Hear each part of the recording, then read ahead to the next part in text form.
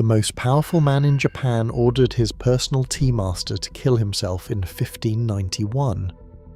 The tea master was a 70-year-old former fish merchant named Sen no Rikyu, the most revered artist of his age, and the warlord Toyotomi Hideyoshi commanded him to commit seppuku, ritual suicide by disembowelment.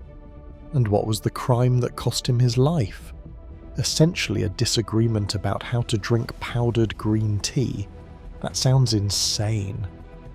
But the fact that a bowl of whisked green powder could sit at the centre of samurai politics, that warlords traded single tea bowls for the price of castles, that a man was made to die over the philosophy of a beverage, tells you something.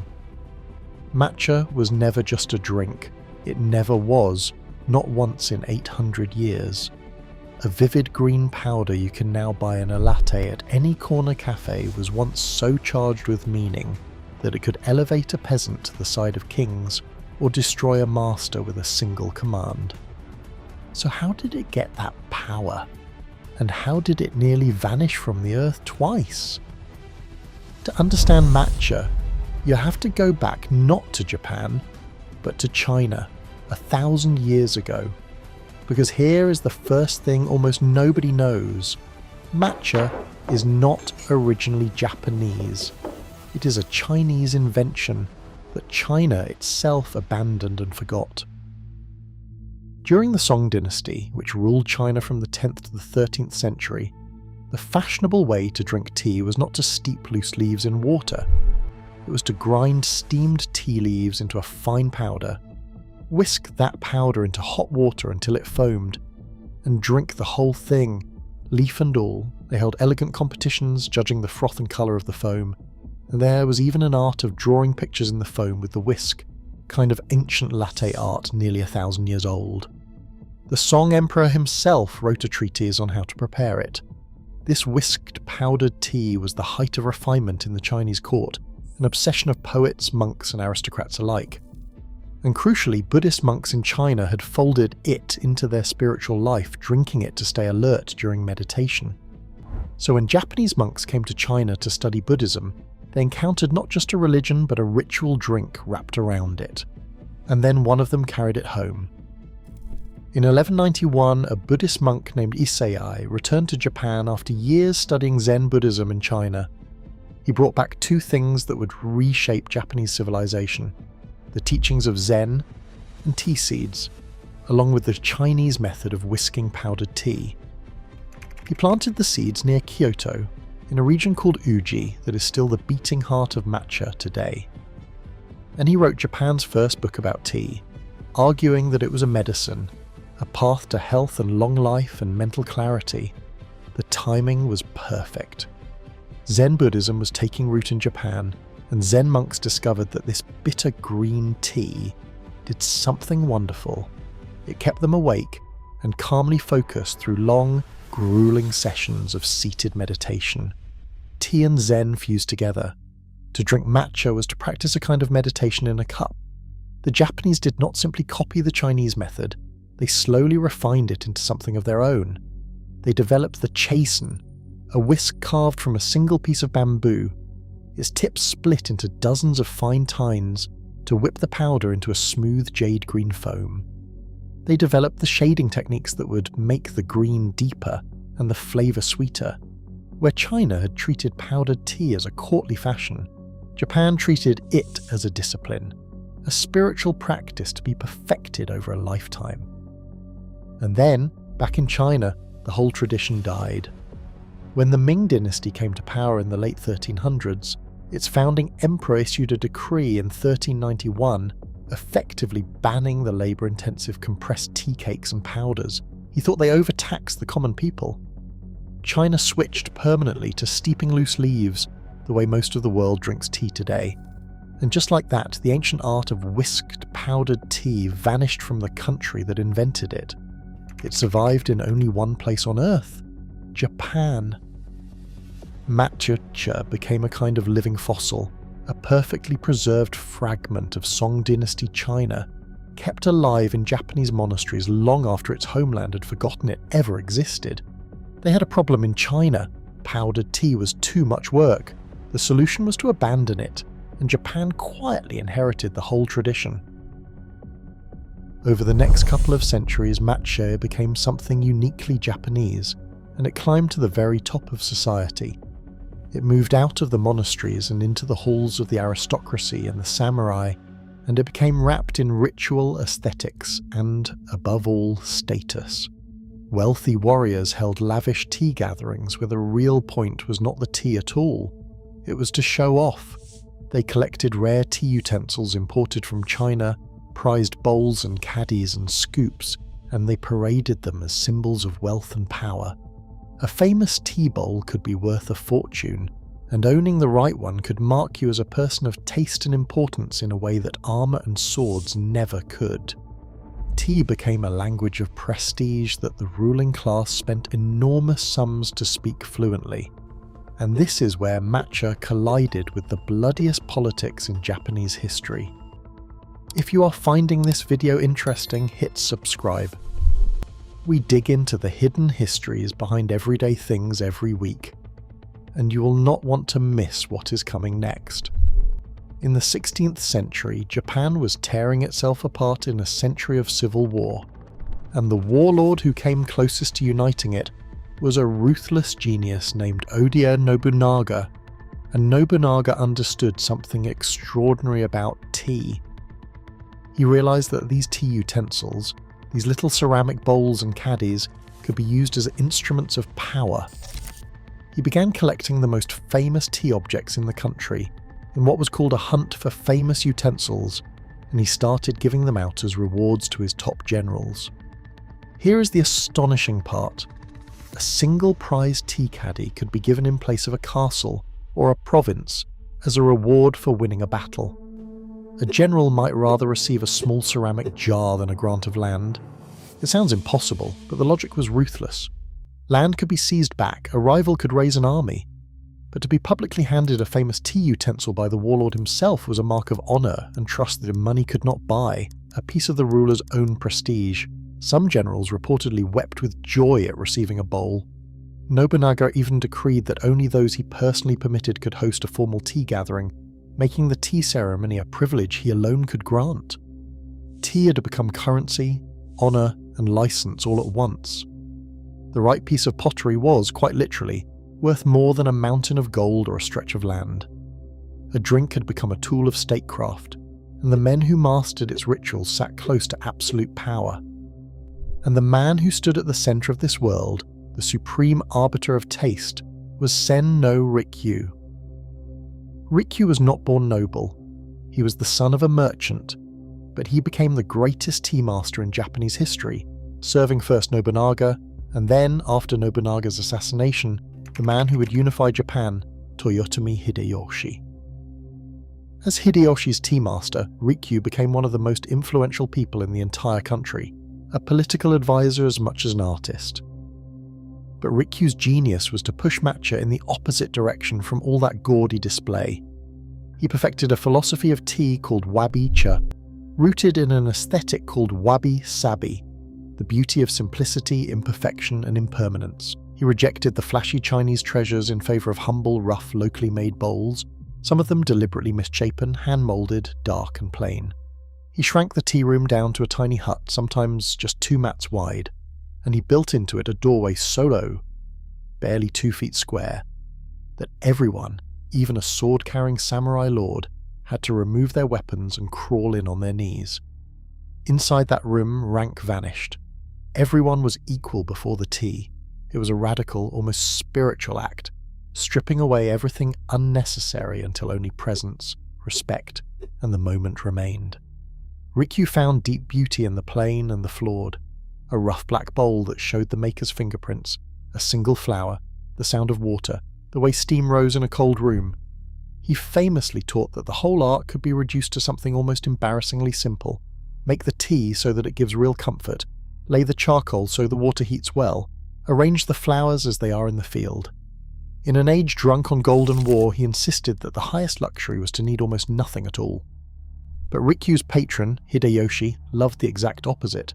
Hideyoshi was a peasant who had risen to rule all of Japan, and he adored spectacle and gold. He built a tea room that was entirely covered, walls, utensils and all, in gold leaf, a portable golden chamber he could assemble to dazzle emperors. It was the total opposite of Rikyu's dark, silent little hut. Here were the two most powerful men in the culture of tea, standing for two completely opposite visions of it. Hideyoshi, tea as the ultimate display of power and wealth. Rikyu, tea as the stripping away of all of that. For years they coexisted, master and student, ruler and artist. And then something broke. In 1591, Hideyoshi abruptly ordered Rikyu to commit ritual suicide. Historians still argue about why. Some say Rikyu had placed a wooden statue of himself above a temple gate, so that the great Hideyoshi would symbolically walk beneath a mere tea master. Some say he refused to hand his daughter to Hideyoshi, or that he was accused of profiteering on tea utensils, or that the clash of their two philosophies simply could not survive at the top of the same court. Whatever the true reason, the outcome was final. Rikyu, 70 years old, reportedly hosted one last perfect tea ceremony for his closest friends, presented each of them with a piece of his tea equipment, and then took his own life. There is a detail that has echoed for centuries. He is said to have smashed the tea bowl he used that final day, so that no other lips would ever touch it, so it could never become just another prized object to be traded and displayed. Even in his death, he was making a statement about what tea was and what it was not. The greatest master of the way of tea died by command, over tea. Rikyu's death did not end his influence. It sealed it. His descendants founded 3 great schools of tea that still teaches philosophy in Japan today, more than 400 years later. The tea ceremony he perfected, Chanoyu, the way of tea, became one of the most refined rituals in all of human culture, built on 4 principles: harmony, respect, purity and tranquility. Every movement is choreographed, every object placed with intention, the whisking, the turning of the bowl, the precise folding of a cloth. It can take years of study just to learn to serve a single bowl of tea correctly. Matcha was no longer a drink. It had become a lifelong art, a moving meditation, a philosophy you could hold in 2 hands. But there is another reason matcha is so special, and it lies in how it is grown, in a technique of almost obsessive craft. Ordinary green tea is just grown in the sun and the leaves are dried. Matcha is different. For about 3 to 4 weeks before harvest, the tea plants are deliberately covered, shaded from the sun with canopies. Starved of light, the plant panics and floods its leaves with chlorophyll, turning them a deep, vivid green. And it builds up an amino acid called L-theanine, which gives matcha its savoury umami sweetness and its strange calm but alert effect. Only the finest shaded leaves are chosen, then steamed, dried, and painstakingly stripped of every stem and vein, leaving a pure leaf flesh called tencha. And then that tencha is ground, not in a fast machine, but slowly, between 2 heavy granite millstones, turning so gently that the powder does not overheat and scorch. A single stone mill produces only about 30 to 40 grams of matcha in an entire hour. Think about that. An hour of grinding for enough powder to make a few bowls, and the particles come out finer than flour, only a few microns across, which is why matcha feels so silky and dissolves into water instead of sinking. If you rushed it with a hot metal grinder, the heat would roast the powder and ruin both the colour and the flavour, so the stone must turn slow and cool. Everything about matcha, the shading, the handpicking, the deveining, the glacial milling, is the opposite of efficient. It is craft taken to an almost absurd extreme, dozens of careful steps standing between a leaf and your cup. And that is exactly why for centuries it stayed rare and precious, the work of specialists in a few small regions. For most of the modern era, matcha remained a niche, quintessentially Japanese thing, largely confined to the tea ceremony and to Japan itself. Even today, matcha is a tiny fraction of Japan's tea. Most Japanese people drink ordinary loose-leaf green tea, or coffee far more often. Matcha was never a casual everyday drink in its own homeland.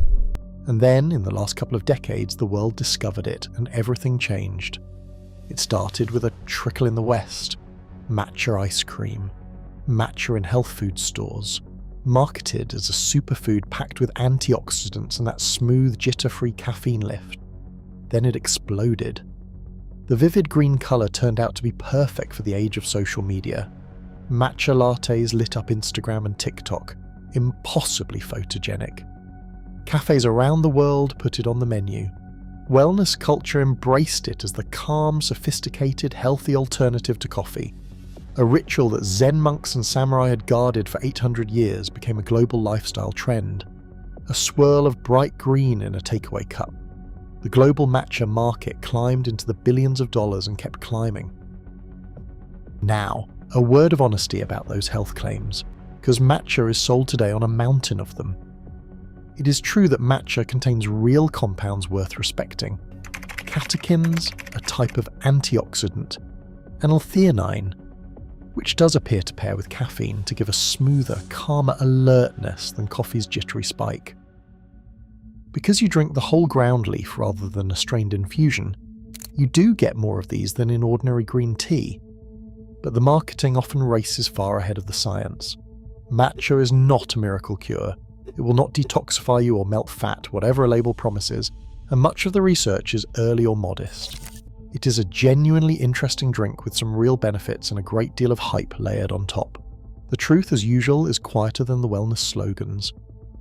Which brings us to right now, and a genuine crisis. The world's hunger for matcha has exploded so fast that Japan simply cannot keep up. Because remember everything that goes into it. The shading, the handpicking, the deveining, the slow stone milling. You cannot just flip a switch and make more. A new tea field takes about 5 years to mature, and Japan's tea farmers are aging out.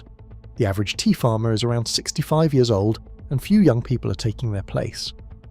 On top of that, record-breaking heat waves have damaged the harvests in the core regions like Uji. So in 2024 and 2025, something happened that industry groups called the first true matcha shortage in history. The price of tencha, the raw leaf, roughly doubled or more in a single year, with premium Uji lots tripling at auction. Famous old tea houses in Kyoto, names that had operated for centuries, suspended sales or rationed their matcha. Shops in Japan put strict limits on how much a single tourist could buy, sometimes just 1 or 2 tins per person. Part of the pressure was pure tourism, a record flood of visitors to Japan, all wanted to carry home the real thing. Part of it was that matcha is a tiny sliver of Japan's tea to begin with, only a few % of the total crop, so even a modest global craving overwhelms it. They had a problem. The whole world suddenly wanted a drink that takes decades and generations to scale, and there is no quick solution. New plantings will not mature for years. So the ancient tension inside matcha is playing out one more time. The same painstaking craft that makes it precious is exactly what makes it impossible to mass produce fast enough. To meet demand, some producers grind lower grade tea, or grow it in China and elsewhere, and slap the word matcha on it, while the real ceremonial grade powder from Uji becomes rarer and more expensive than ever. Terms like ceremonial grade and culinary grade, which get stamped on tins in Western shops, are largely marketing inventions. Japan itself grades matcha by harvest, colour, aroma, cultivar, and above all flavour, not by those tidy labels. So a shopper faces a confusing wall of green tins, some holding a masterwork of centuries-old craft, others holding cheap powdered leaf dressed up in the same word. The drink that Rikyu stripped down to pure simplicity has become a global commodity worth billions, fought over by cafes and brands and tourists, and the same fundamental question hangs over it that hung over Rikyu's tea room. Is this about the ritual, the meaning, the craft, or is it about display, status, and the trend of the moment? 500 years later, we are still arguing about what a bowl of green powder is really for. Today, matcha is grown mostly in a handful of Japanese regions, Uji, Nishio, Kagoshima, and a few others, and increasingly imitated around the world. It sits at the strange crossroads of 2 completely different worlds. The silent, centuries-old tea room where a master spends a lifetime learning to serve a single perfect bowl, and the noisy modern cafe where a teenager films a matcha latte for a video. Both are real. Both are matcha. The bright green powder in your cup connects you to Song Dynasty court competitions, to Zen monks meditating through the night, to warlords trading tea bowls for castles, and to a 70-year-old master who died rather than betray his vision of simplicity. So the next time you whisk or sip a bowl of matcha, that vivid, grassy, faintly sweet green, remember what it actually carries. It carries a Chinese art that China itself forgot, smuggled to safety by a monk in 1191. It carries Zen meditation and 8 centuries of ritual, a doorway so low that warlords had to crawl through it as equals, and a golden room set against a tiny dark hut. It carries tea bowls worth more than castles, and a master ordered to die over the meaning of a drink. It carries 3 weeks of shade, an hour of grinding stone for a few grams of powder, and a modern world so hungry for it that it has run the ancient supply dry. The whisked green powder that empires abandoned, that samurai killed over, that nearly disappeared, is sitting in your cup right now, ordinary and glowing, waiting to be noticed. Matcha was never just a drink. It never was, and it never will be. If this story surprised you, subscribe for more deep dives into the hidden histories behind everyday things. We have got a lot more coming.